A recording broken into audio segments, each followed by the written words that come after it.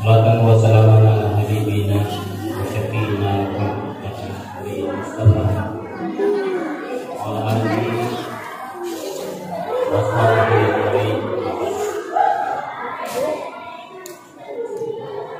Jamaah salat isya, salat tarawih, kaum muslimin, muslimat, para tokoh, para ulama, para pendidik yang dimuliakan oleh Allah Subhanahu wa Ta'ala.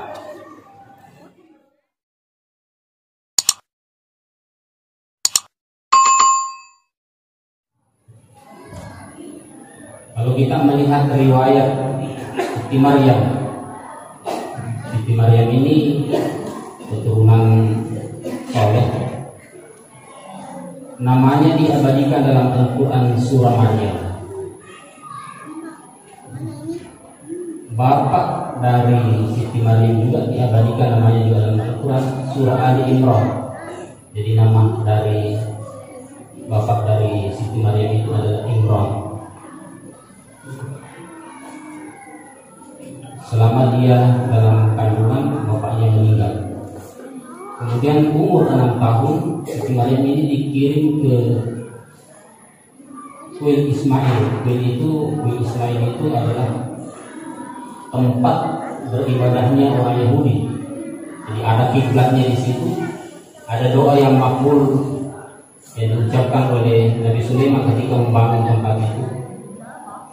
Ada 3 doanya yang tertenang itu, ya Allah, jadikan hukummu, hukum saya sama dengan hukum yang engkau terapkan. Yang kedua, jadikan kerajaanku adalah kerajaan yang tak ada bandingannya sampai hari kiamat. Yang ketiga, jadikan tempat yang saya bangun ini tidak keluar dari orang yang berdoa di dalamnya kecuali dikabulkan semua doanya. Di mihrab itulah Nabi Zakaria berdoa sehingga anak diberikan di usianya yang tua, istrinya sudah tua, secara biologis tidak bisa melahirkan, tapi Allah yang berkehendak. Disitulah Nabi Isa alaihissalam berdoa. Disitulah Nabi Yahya, Nabi Zakaria berdoa di mihrab itu. Disitulah Siti Maryam mengabdikan dirinya selama 10 tahun. Hadirin yang dimuliakan Allah Subhanahu wa Ta'ala. Jadi Maryam umur 6 tahun dikirim mamanya ke Kuil Sulaiman. Setelah itu tidak pernah lagi ketemu dia sampai ibunya meninggal. Pada usia 16 tahun, setelah 10 tahun mengabdi di situ, menyapu. Jadi jangan kita anggap menyapu luar biasa. Jadi Siti Maryam itu menyapu, membersihkan piring para pendeta Yahudi. Halaman yang luas dari Kuil Sulaiman itu dia sapu sambil berpuasa selama 10 tahun, beribadah pada malam hari. Setelah umur 16 tahun, berpuasa selama 10 tahun, beribadah pada malam hari, Maryam tampil menjadi wanita yang sangat suci. Kesuciannya itu tidak datang begitu saja bahwa Allah mensucikannya, tapi kesucian yang diraih oleh Maryam adalah perjuangannya. Berpuasa selama 10 tahun itu tidak mudah, tidak berhenti kecuali hari-hari raya tertentu pada Yahudi. Di usia sekitar 10 tahun itu, kullama dakhala 'alaiha Zakaria mihrab wajada indaha rizqan. Setiap kali Zakaria, karena dia dipelihara oleh Zakaria di itu karena istri Nabi Zakaria dengan mama Siti Maryam itu bersaudara. Jadi karena bapaknya Maryam sudah meninggal, maka pengasuhannya itu diasuh oleh Nabi Zakaria. Kullama dakhala 'alaiha Zakaria mihrab wajada indaha rizqan. Setiap kali Nabi Zakaria masuk di kamar Siti Maryam, dia mendapatkan hidangan tersaji, buah-buahan dan seterusnya. Qala ya Maryam anna laki hadza? Qalat huwa min indillah. Dari mana makanan ini, Maryam? Qalat huwa min indillah dari Allah Subhanahu wa Ta'ala. Jadi kalau hadis datang lagi datang.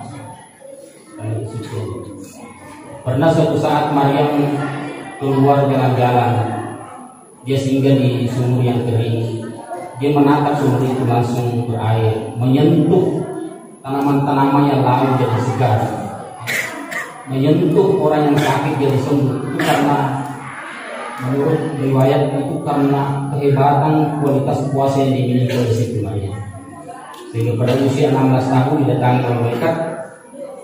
Isqalatul malaikatu ya Maryam innallaha astafaki wa tahharaki wa astafaki ala nisa'il alamin. Wahai Maryam, kamu dipilih dan telah disucikan oleh Allah Subhanahu wa taala. Wastafaki ala nisa'il alamin, dan kau dipilih menjadi perempuan penghulu alam dan penghulu wanita-wanita di surga. Siapa 4 perempuan penghulu alam dan penghulu surga itu? Siti Asia, mengorbankan hidupnya daripada menyembah Firaun, lebih baik dia mati di tiang gantungan. Di dalam Al-Quran, qala rabbi ibnali baitan indaka fil jannah. Ketika dia digantung, dia berdoa, ya Allah, bangunkan saya rumah di surga. Wanajini min Firaun, jauhkan saya dari Firaun. Wanajini min qaumil zalimin, dan jauhkan juga dari orang yang zalim. Sehingga dia diambil oleh Allah Subhanahu wa taala dengan penuh kemenangan. Tercatat namanya sebagai wanita pembunuh. Yang kedua adalah Siti Khadijah. Kenapa Siti Khadijah? Kalau kita melihat membuka riwayat bahwa 10 tahun dakwah Nabi SAW di Mekah itu kehidupan, karena awal-awal Islam itu didakwakan, yang masuk Islam itu adalah orang-orang miskin. Kemudian diblok, tidak boleh melakukan perdagangan, tidak boleh membeli apa-apa di kafir Quraisy, diblok di antara 2 bukit. Maka seluruh kekayaan Khadijah selama 10 tahun itu dibelanjakan untuk membelanjai orang-orang yang masuk Islam awal-awal. Sehingga ketika dia meninggal, bahkan dalam riwayat bahwa 2/3 kekayaan Mekah pada saat itu adalah milik dari Khadijah. Dan selama hampir 10 tahun habis semua yang dipakai itu. Kemudian ketika dia meninggal, datang Jibril membawa kain kafan serta minyak dari surga dan menitipkan salam Allah Subhanahu wa taala melalui Muhammad. Kemudian Siti Khadijah berpesan kepada Rasulullah SAW, wahai Muhammad, kalau saya meninggal kemudian engkau masih menghidupkan saya, maka galilah tulang saya, ambil tulang belulang saya, sambung kemudian dijembatan untuk menyebarkan agama Allah Subhanahu wa taala. Perempuan yang ketiga penghulu alam adalah Siti Fatimah Az-Zahra, putri Nabi sallallahu alaihi wasallam, yang tampil pembela ketika ibunya Siti Khadijah meninggal. Maka orang terdekat Nabi pada saat itu adalah putrinya Siti Fatimah Az-Zahra. Yang keempat Maryam. Ketika umur 16 tahun, setelah dia suci betul-betul, maka datanglah malaikat Isqalatul malaikatu ya Maryam innallaha yubashshiruki bi kalimatin minhu ismuhu Masih Isa Maryam. Wahai Maryam, engkau akan dititipkan seseorang bayi dalam perutmu. Wajihan fid dunya wal akhirati minal muqarrabin, dia akan menjadi orang yang terkenal berpengaruh di dunia dan terkenal dan berpengaruh di akhirat, dan orang-orang yang didekatkan di akhirat. Hadirin yang dimuliakan Allah Subhanahu wa taala. Umur Siti Maryam pada saat itu 16 tahun. Ketika malaikat datang menyampaikan itu, langsung perutnya Siti Maryam besar. Makanya dia meninggalkan kuil karena dia malu, bagaimana pasti saya dicaci, dihina karena selama ini saya dianggap suci, kemudian tiba-tiba hamil. Maka dia meninggalkan Palestina. Apa yang bisa kita petik bahwa umur 16 tahun itu adalah masa produktif. Makanya orang-orang Arab itu umur 16 tahun adalah masa-masa menikahkan anaknya istri. Kalau kita melihat budaya Arab mulai Nabi SAW, Siti Khadijah itu sudah 2 kali menikah baru dinikahi oleh Nabi SAW. Memang umur 40 tahun tapi sudah ada 2 kali menikah. Janda yang dinikahi Nabi itu umur 23 tahun dan janda. Kenapa janda? Karena orang Arab itu 15 tahun, 16 tahun sudah dinikahkan. Karena memang masa-masa, dan kalau kita melihat juga sejarah Maryam, jadi masa-masa kekuatan, puncak kekuatan perempuan melahirkan itu berada pada umur 16 tahun sampai 30 tahun. Jadi orang Arab itu kalau sudah 30 tahun sudah dianggap tua. Jadi membangun generasi yang cerdas itu dibangun dari awal-awal. Dirinya dimuliakan oleh Allah Subhanahu wa taala. Jadi ketika kita lapar, jadi ada filosofi yang diungkapkan oleh Syekh Jalaluddin Rumi. Syekh Jalaluddin Rumi ini adalah inspirasi orang Islam dalam dunia sufistik. Bukan hanya dunia Islam, tapi banyak seniman-seniman dunia yang bukan beragama Islam mengambil puisi-puisi Rumi dijadikan lirik-lirik lagu yang mumpuni. Bahkan kalau kita mengenal musisi Ahmad Dhani, itu banyak liriknya diambil dari lirik-lirik puisi Syekh Jalaluddin Rumi. Apa yang mau dikatakan Syekh Jalaluddin Rumi, bahwa orang yang berpuasa itu seperti seruling. Itu seruling kalau dia bisa berbunyi kalau bambu itu kosong. Kecapi gambus dia bisa dimainkan dengan baik, mengeluarkan nada yang sangat merdu kalau dia kosong. Tapi coba kalau gambus kecapi itu disumpah di dalam perut, seruling itu diisi pasir di dalamnya atau kain, maka dia tidak bisa berbunyi.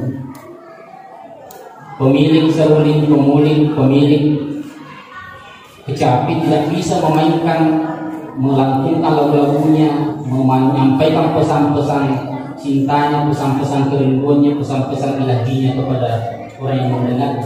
Demikian juga orang berpuasa.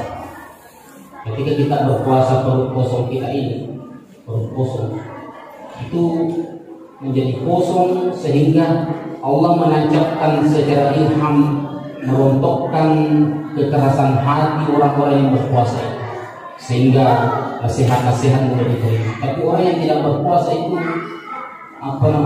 tidak bisa melakukan resonansi, memantulkan hatinya tidak bisa memantulkan. Kalau disuruh sholat tidak mau, disuruh puasa tidak mau, karena terlalu keras, tidak bisa memantulkan lagi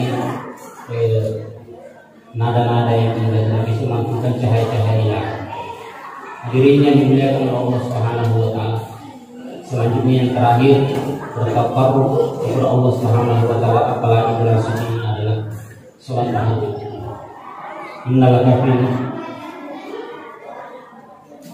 ya ayyuhal muzammil qum al-laila illa qalila nisfahu aw inqus minhu qalila wasid alaihi wa rattilil qur'ana tartila.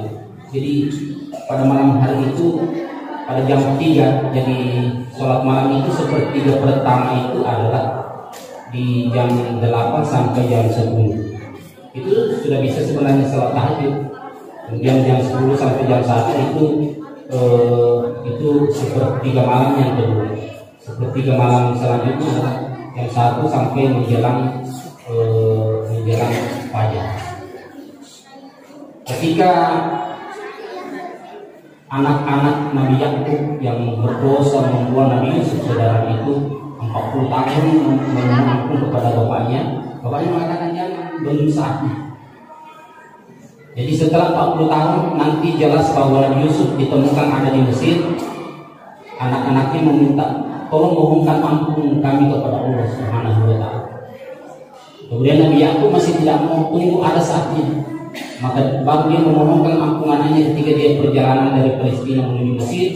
Di pertengahan padang pasir pada jam 3 subuh dia membangunkan anaknya, bangun, aminkan doa saya jam 3 karena pada jam ini Allah sangat dekat. Maka di saat itu dia mendoakan anak-anaknya diampuni, dimintakan ampun. Ini seorang nabi, tapi memanfaatkan waktu-waktu itu untuk memohon ampun kepada Allah Subhanahu wa taala. Apakah ada saat yang paling tepat selain bulan suci Ramadan ini, dan di mana waktu-waktu malam kita panjang dan kita manfaatkan untuk bertakarruf kepada Allah Subhanahu wa taala. Hadirin jamaah salat Isya, salat tarawih yang dimuliakan oleh Allah Subhanahu wa taala. Semoga ada manfaat bagi kita semua, terkhusus bagi diri pribadi saya. Lebih dan kurangnya mohon maafkan.